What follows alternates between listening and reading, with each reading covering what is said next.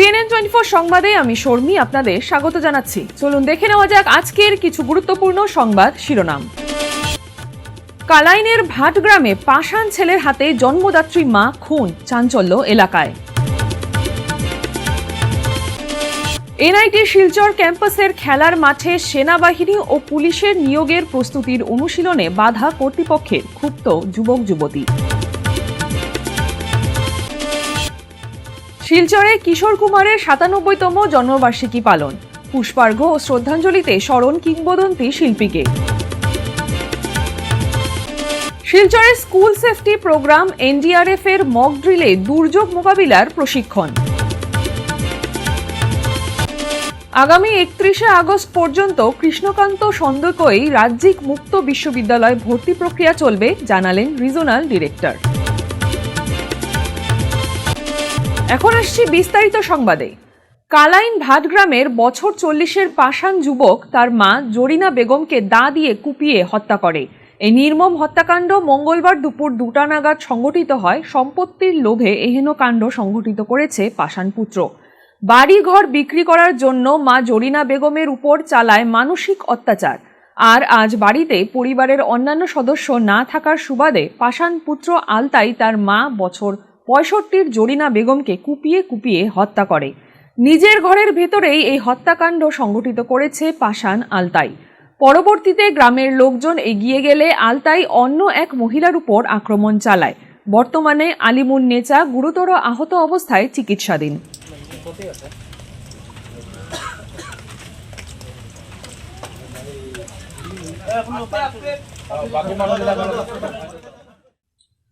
শিলচরের এনআইটি ক্যাম্পাসে উত্তেজনা ছড়িয়েছে। স্থানীয় এক যুবক ও কয়েকজন শিক্ষার্থীর পক্ষ থেকে প্রতিষ্ঠানের পরিচালক এবং রেজিস্ট্রারের বিরুদ্ধে একাধিক গুরুতর অভিযোগ তোলা হয়েছে।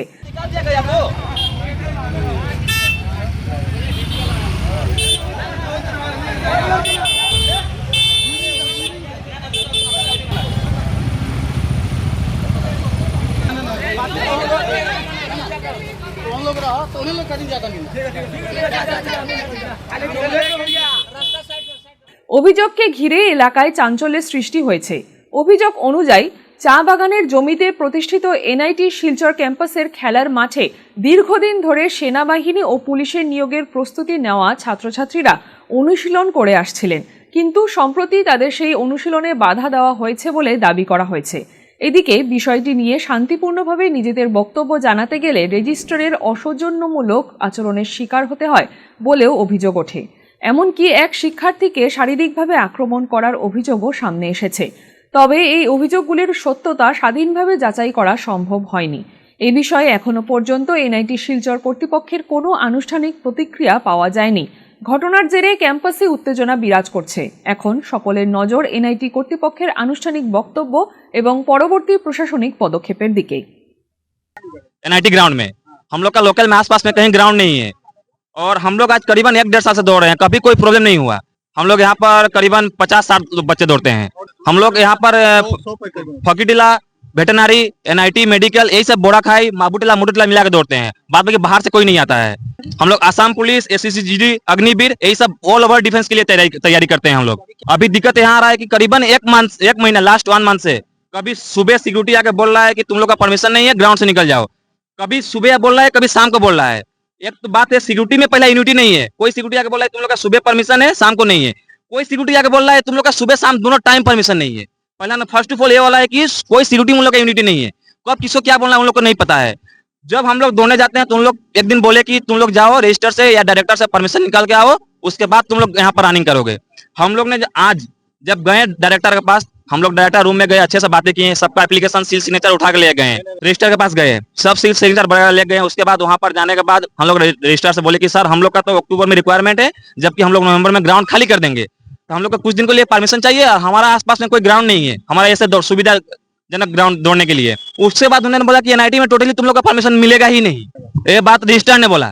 तो हम लोग जाएंगे तो जाएंगे कहाँ दौड़ने? अभी हम लोग के आसपास में कोई ग्राउंड है ही नहीं। उसके बाद हम लोग ने बातें करते हुए रजिस्ट्रार ने अपना वीडियो ऑन शुरू कर दिया। उसके बाद वहाँ धक्का मुक्की शुरू कर दिया। उसके बाद निकालने की कोशिश किया वहां से, धक्का मुक्की सिक्योरिटी। उसके बाद रजिस्ट्रार ने दिया, उसके बाद सिक्योरिटी ने दिया। उसके बाद बोला कि तुम लोग यहाँ पर मिलेगा ही नहीं, जाओ तुम लोग एसपी डीसी किसी से भी परमिशन लेकर आओ, एमएलए की भी लेकर आओ, लेकिन तुम लोग का परमिशन मिलेगा ही नहीं है यहाँ पर।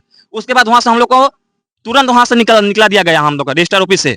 उसके बाद हम लोग बाहर निकल के आके यहाँ पर रोड ब्लॉक किए, स्ट्राइक किए, जबकि उधर का गाड़ी इधर का गाड़ी दोनों टाइप का गाड़ी हम लोग बंद किए। बंद करने के बाद उसके बाद अभी तक हम लोग का कोई डिसीजन या कोई खबर नहीं मिला है कि हम लोग यहाँ पर दौड़ पाएंगे कि नहीं पाएंगे। लेकिन हम यही एक रिक्वेस्ट करना चाहेंगे कि हम लोग एक ग्राउंड बहुत ज्यादा जरूरी है रनिंग के लिए, एक ग्राउंड हम लोग को चाहिए ही, और इसके अलावा हम लोग के पास कहीं भी ग्राउंड नहीं है। ভারতীয় সঙ্গীত জগতের কিংবদন্তি শিল্পী কিশোর কুমারের ৯৭তম জন্মবার্ষিকী উপলক্ষে শিলচরে অনুষ্ঠিত হল শ্রদ্ধাঞ্জলি অনুষ্ঠান। কিশোর কুমার ফ্যান্স ক্লাবের উদ্যোগে সার্কিট হাউসের পাশে শিল্পীর আবক্ষ মূর্তিতে পুষ্পার্ঘ্য অর্পণ করে তার প্রতি গভীর শ্রদ্ধা নিবেদন করেন অনুরাগী ও বিশিষ্টজনেরা। এক আবেগঘন পরিবেশের মধ্য দিয়ে পালিত হয় প্রয়াত কিংবদন্তি শিল্পী কিশোর কুমারের ৯৭তম জন্মবার্ষিকী। এরপর তার আত্মার শান্তি কামনায় নীরব প্রার্থনা করা হয়। ভারতীয় চলচ্চিত্র, সঙ্গীত, রবীন্দ্রসঙ্গীত সহ বাংলা, হিন্দি এবং বিভিন্ন ভাষার গানে নিজের অনন্য কণ্ঠ ও অভিনয়ের মাধ্যমে কোটি কোটি মানুষের হৃদয়ে আজও অমলিন হয়ে আছেন কিশোর কুমার। তার অসামান্য শিল্পকীর্তি ও সঙ্গীত জীবনের অবদান স্মরণ করে উপস্থিত বক্তারা বলেন, সময়ের সীমানা পেরিয়েও কিশোর কুমারের গান আজও সমানভাবে জনপ্রিয় এবং আগামী প্রজন্মের কাছেও অনুপ্রেরণার উৎস হয়ে থাকবে।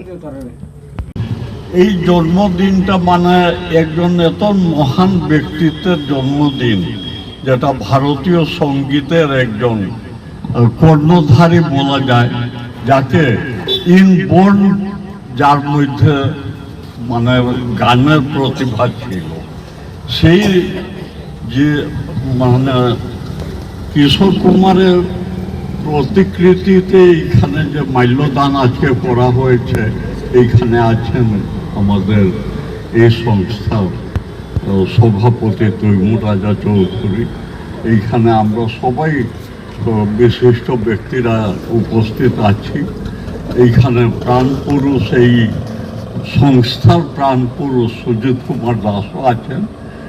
ওনাকে আমার আন্তরিক শ্রদ্ধা, এবং কিশোর কুমারের স্মৃতিটা শিলচর তথা বরাকবাসীর মধ্যে যেভাবে উনি জিইয়ে রেখেছেন, সেটা প্রশংসার ঊর্ধ্বে। প্রাকৃতিক ও মানব সৃষ্ট দুর্যোগের সময় কিভাবে নিজেকে এবং অন্যদের নিরাপদ রাখা যায়, সেই লক্ষ্যেই শিলচরে আয়োজন করা হলো school safety program. Lions Club of Silchar, valley view NDRF এবং গভর্নমেন্ট বয়েজ হায়ার সেকেন্ডারি স্কুলের এনসিসি ইউনিটের যৌথ উদ্যোগে অনুষ্ঠিত এই সচেতনতামূলক কর্মসূচিতে অংশ নেয় শতাধিক শিক্ষার্থী। মঙ্গলবার শিলচরের government boys higher secondary school প্রাঙ্গণে অনুষ্ঠিত হয় এই গুরুত্বপূর্ণ স্কুল সেফটি প্রোগ্রাম তথা দুর্যোগ সচেতনতা কর্মসূচি। এই কর্মসূচির মূল লক্ষ্য ছিল শিক্ষার্থীদের দুর্যোগ মোকাবিলায় বাস্তব ভিত্তিক প্রশিক্ষণ ও সচেতন করে তোলা। এনডিআরএফ এর ইন্সপেক্টর ইনাহুতা কে এর নেতৃত্বে শুরু হয় ব্যবহারিক প্রশিক্ষণ। তাকে সহযোগিতা করেন সাব ইন্সপেক্টর দীনেশ কুমার এবং এনডিআরএফ এর সদস্যরা।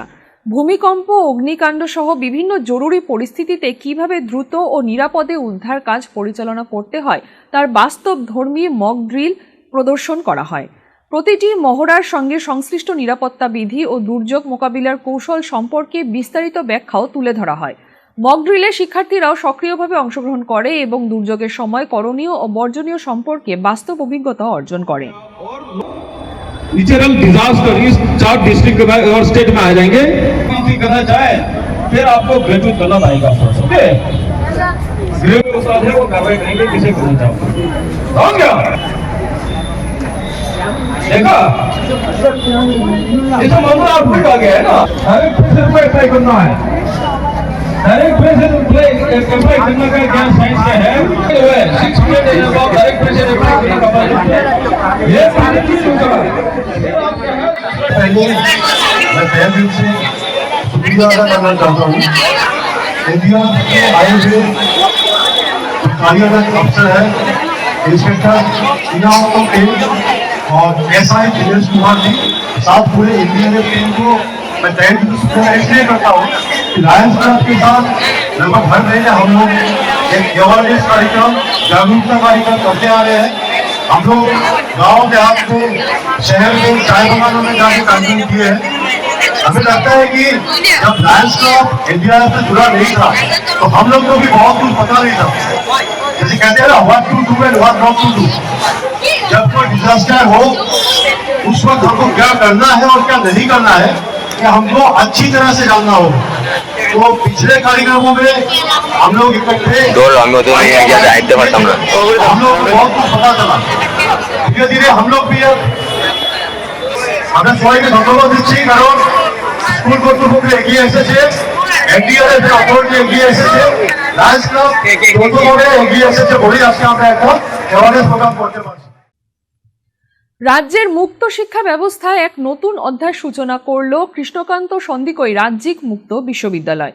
বর্তমানে ভর্তি প্রক্রিয়া চলছে এবং তা আগামী 31 আগস্ট পর্যন্ত চালু থাকবে। চলতি শিক্ষাবর্ষ থেকে বিশ্ববিদ্যালয়টি বিশেষ সংযোজন হিসেবে চালু হয়েছে অঙ্কে স্নাতক কোর্স, ফিজিক্স, কেমিস্ট্রি ও লাইব্রেরি সায়েন্সে স্নাতকোত্তর কোর্স। গত শিক্ষাবর্ষ থেকে বিশ্ববিদ্যালয়ে বাংলা, সংস্কৃত ও যোগা বিষয়ে স্নাতকোত্তর পাঠ্যক্রম শুরু করেছে। বিশ্ববিদ্যালয়ে জুলাই 2026 শিক্ষাবর্ষের জন্য ভর্তি প্রক্রিয়া শুরু হয়েছে এবং একযোগে স্নাতক, স্নাতকোত্তর, ডিপ্লোমা ও সার্টিফিকেট স্তরে 50টিরও বেশি পাঠ্যক্রম চালু রেখেছে। মঙ্গলবার শিলচর মহিলা কলেজের কৃষ্ণকান্ত সন্দিকৈ রাজ্যিক মুক্ত বিশ্ববিদ্যালয়ের শিলচর আঞ্চলিক কেন্দ্রের রিজনাল ডিরেক্টর অমর ঘোষ একথা জানান। আপনারা জানেন 2005 সালে প্রতিষ্ঠিত আমাদের এই বিশ্ববিদ্যালয় উত্তর পূর্ব ভারতের প্রথম এবং একমাত্র রাজ্যিক মুক্ত বিশ্ববিদ্যালয়। আমাদের মুক্ত বিশ্ববিদ্যালয়ের প্রধান লক্ষ্য হলো সমস্ত বাধাকে পেরিয়ে শিক্ষার আলো সমাজের প্রতিটি কোণায় পৌঁছে দেওয়া। সেই লক্ষ্যকেই সামনে রেখে প্রতি বছরের ন্যায় এবছরও আমাদের জুলাই 2026 শিক্ষাবর্ষের ভর্তি প্রক্রিয়া ইতিমধ্যে শুরু হয়েছে এবং তা আগামী 31 আগস্ট পর্যন্ত চলবে। তো আপনাদের আনন্দের সাথে আমি জানাতে পারছি যে আমাদের বিশ্ববিদ্যালয়ে এবার নতুন করে 3টি স্নাতকোত্তর পাঠ্যক্রম শুরু করেছে। সেগুলো হলো MSc in physics, MSc in chemistry এবং master of library and information science. তার সাথে আরও একটি আন্ডারগ্রেজুয়েট প্রোগ্রাম শুরু করা হয়েছে, সেটি হলো বিএসসি ম্যাথামেটিক্স। তাছাড়াও উল্লেখ্য যে গত বছর 2025-এ আমাদের বিশ্ববিদ্যালয় বরাক উপত্যকার কথা মাথায় রেখেই এমএ ইন বেঙ্গলি কোর্স চালু করেছে। বর্তমানে আমাদের বিশ্ববিদ্যালয়ে 21টি পোস্ট গ্রাজুয়েট প্রোগ্রাম এবং 13টি আন্ডার গ্রাজুয়েট প্রোগ্রাম, তার সাথে বিভিন্ন ধরনের ডিপ্লোমা এবং সার্টিফিকেট প্রোগ্রাম আমাদের ইউনিভার্সিটিতে উপলব্ধ রয়েছে। আমাদের বিশ্ববিদ্যালয়ের ভর্তি প্রক্রিয়া পুরোটাই অনলাইনে সম্পন্ন হয়। ইচ্ছুক শিক্ষার্থী বা আগ্রহী শিক্ষার্থীদের আমি অনুরোধ করব আমাদের বিশ্ববিদ্যালয়ের নিজস্ব পোর্টাল kkhsou.ac.in এ ভিজিট করে তাদের ভর্তি প্রক্রিয়া সম্পন্ন করতে পারবেন। তাছাড়া আমাদের বরাক উপত্যকার প্রায় প্রত্যেকটি জেলায় আমাদের যতটি সরকারি এবং প্রাদেশিকৃত মহাবিদ্যালয় আছে প্রত্যেকটি আমাদের শিক্ষাকেন্দ্র আছে। বিশেষভাবে জানতে আপনারা আমাদের শিলচর আঞ্চলিক কেন্দ্র তথা ওই শিক্ষাকেন্দ্রগুলোতে সরাসরি যোগাযোগ করতে পারেন। আমাদের সমাজে বিভিন্ন লোক আছেন যারা বিভিন্ন কারণে পড়াশোনা করতে পারেননি, সেটা নিয়মিত কলেজ বা বিশ্ববিদ্যালয়ে গিয়ে পড়াশোনা করা ওদের জন্য পসিবল হয় না। যেমন এখানে আছেন গৃহিণী থাকতে পারেন, কর্মজীবী ব্যক্তি থাকতে পারেন, পুলিশ কর্মী থাকতে পারেন, যারা সময়ের অভাবে বা নিজের কর্মজীবনের কারণে নিয়মিত কলেজ বা বিশ্ববিদ্যালয়ে গিয়ে পড়াশোনা করতে পারেননি। তাদের জন্য আমাদের বিশ্ববিদ্যালয়ে একটি সুবর্ণ সুযোগ এনে দিয়েছে। তারা আমাদের বিশ্ববিদ্যালয় থেকে উচ্চশিক্ষায় নাম অন্তর্ভুক্ত করে তাদের স্বপ্ন পূরণ করতে পারে। কাছাড় পুলিশের ড্রাগসের বিরুদ্ধে অভিযান অব্যাহত রয়েছে। বিশ্বস্ত সূত্রে প্রাপ্ত তথ্যের ভিত্তিতে শিলচর শহরের তারাপুর রেলওয়ে স্টেশন সংলগ্ন এলাকায় মাদক বিরোধী অভিযান চালিয়ে প্রায় 85 গ্রাম সন্দেহভাজন হেরোইন উদ্ধার করেছে পুলিশ। ঘটনায় 2 মহিলা ও 1 পুরুষকে আটক করা হয়েছে। পুলিশ সূত্রে জানা গেছে, তারাপুর রেলওয়ে স্টেশন এলাকায় কয়েকজন ব্যক্তি মাদক বহন করছে বলে খবর পাওয়ার পর শনি মন্দির রোডের নিউ কলোনি এলাকায় রেলওয়ে ডিপোর নিকটে অভিযান চালানো হয়। অভিযানে আটক করা হয় সুরিয়া খাতুন বয়স 25, আনোয়ারা খাতুন বয়স 55 এবং তাইজুল ইসলাম বয়স 45। আটক ব্যক্তিদের তল্লাশি চালিয়ে 2 মহিলার দেহে লুকিয়ে রাখা অবস্থায় 7টি সাবানের বাক্সে ভরা সন্দেহভাজন হিরোইন উদ্ধার করা হয়। উদ্ধার হওয়া মাদকের মোট ওজন প্রায় 85 গ্রাম বলে জানিয়েছে পুলিশ। পুলিশ জানায়, স্বাধীন সাক্ষীদের উপস্থিতিতে এবং এনডিপিএস আইনের অধীনে নির্ধারিত সমস্ত আইনি প্রক্রিয়া অনুসরণ করে তল্লাশি ও জব্দকরণ কার্যক্রম সম্পন্ন করা হয়। ফিরছি একটি বিরতির পর। বেস্ট কেয়ার মেডিকোস আপনাদের দীর্ঘস্থায়ী এবং সুস্থ জীবনের দিকে আরও এক কদম এগিয়ে দিতে আমরা বদ্ধপরিকর। আমরা বেস্ট কেয়ার মেডিকোস। আমাদের ঠিকানা ইটখোলা অপোজিট দুর্গা মন্দির। যোগাযোগ 8472804476 অথবা 9707585025। এখানে যে কোনো ধরনের ওষুধের উপর আপনি পেয়ে যাবেন ফ্ল্যাট 20% ডিসকাউন্ট। এছাড়াও আমাদের সমস্ত ওষুধ একেবারে অরিজিনাল।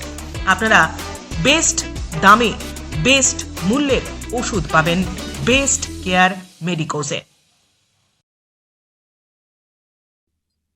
ফিরে এলাম বিরতির পর।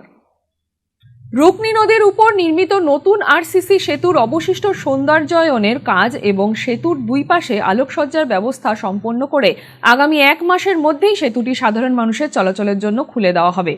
2023-24 অর্থবর্ষে মুখ্যমন্ত্রীর উন্নত পথিপথ নির্মাণ আঁচনি প্রকল্পের অধীনে এবং national bank for agriculture and rural development এর গ্রামীণ অবকাঠামো উন্নয়ন তহবিলের অর্থায়নে প্রকল্পটি বাস্তবায়িত হয়েছে।